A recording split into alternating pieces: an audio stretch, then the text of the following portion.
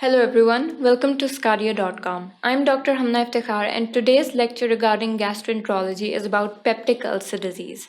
So the word peptic ulcer disease includes erosions and ulcerations within the stomach and the duodenum, and HP causes these peptic ulcers. This is the major cause of peptic ulcer disease in individuals. So the term peptic is derived from the fact that pepsin plays a very major role in producing and in the development of this peptic ulcers.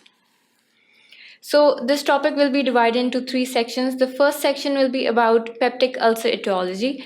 We'll be studying about the epidemiology and the causes of peptic ulcer disease.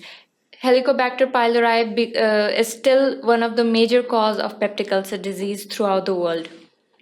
Then we'll be studying about two different types of ulcers known as the refractory ulcers and stress ulcers.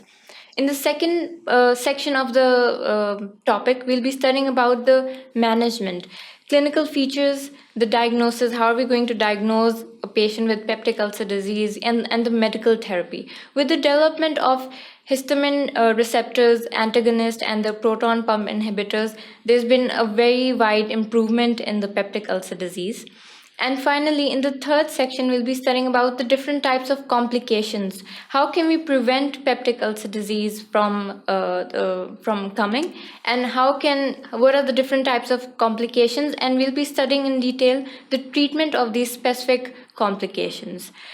These are all the sections that we'll be studying in this topic. Keep watching sqadia.com.